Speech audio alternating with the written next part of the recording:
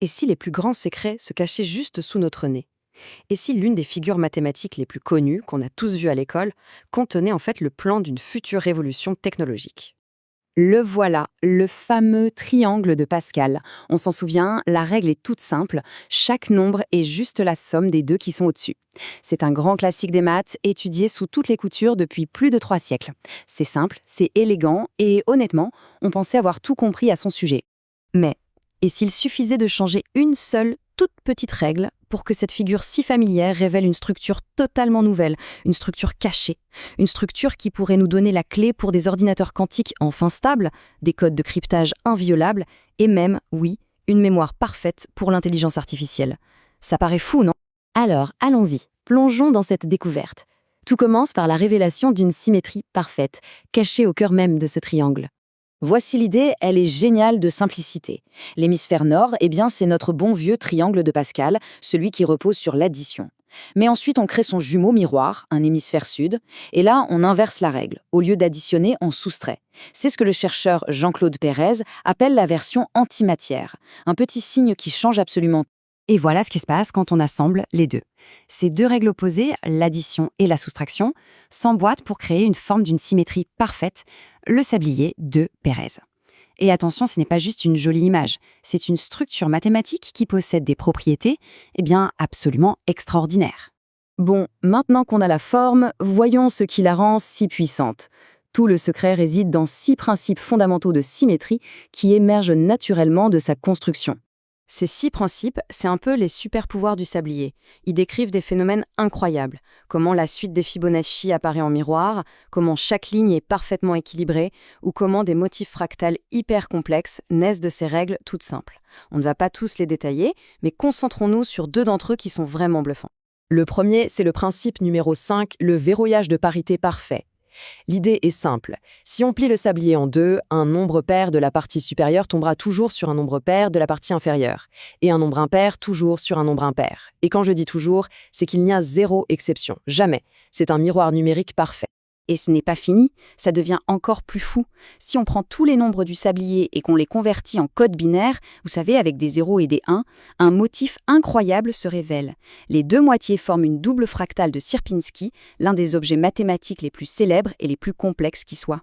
C'est la preuve d'un ordre caché, d'une complexité infinie qui était là depuis le début. Bon, des miroirs parfaits, des fractales cachés, tout ça est déjà fascinant, on est d'accord.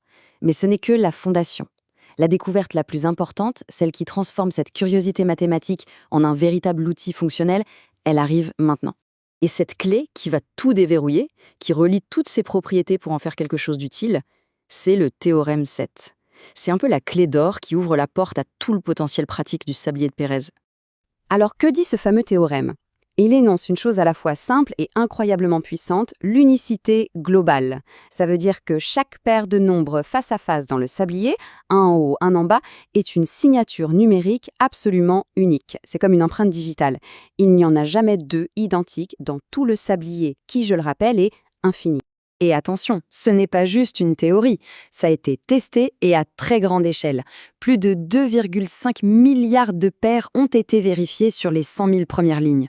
Le résultat? Zéro violation de parité, et un nombre de doublons si faible qu'il est statistiquement inexistant. La robustesse de la structure est juste astronomique. Alors, à quoi ça sert concrètement cette unicité parfaite? Eh bien, regardez ce tableau.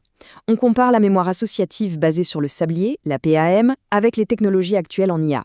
D'un côté, on a des mémoires limitées qui peuvent faire des erreurs et parfois échouer à retrouver une info. De l'autre, avec la PAM, une capacité infinie, des erreurs quasi nulles et une récupération de l'information instantanée. Ce n'est plus une simple amélioration, c'est un changement total de paradigme.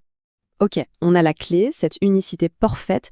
Maintenant, voyons comment cette idée, qui vient des mathématiques pures, se transforme en application qui pourrait bien changer notre monde. Voilà sans doute l'application la plus futuriste. Le sablier ne reste pas plat. On peut l'imaginer en 3 dimensions et ce qu'on obtient, c'est ni plus ni moins qu'un plan d'architecte pour un ordinateur quantique. Les fameux qubits, les briques de l'informatique quantique, viendraient se placer aux intersections de cette structure fractale 3D. Et pour résumer pourquoi c'est si important, 1. Pour l'informatique quantique. La géométrie du sablier intègre un système de correction d'erreurs naturelles, ce qui est le plus gros problème du domaine. 2. Pour la cryptographie. Avec son infinité de paires uniques, on a une source inépuisable pour créer des codes secrets inviolables, même face à des ordinateurs quantiques. Et 3. Pour l'IA, c'est la promesse d'une mémoire parfaite sans les limites des systèmes d'aujourd'hui. On arrive à la fin de cette présentation avec une dernière idée, une idée très puissante qui résume tout.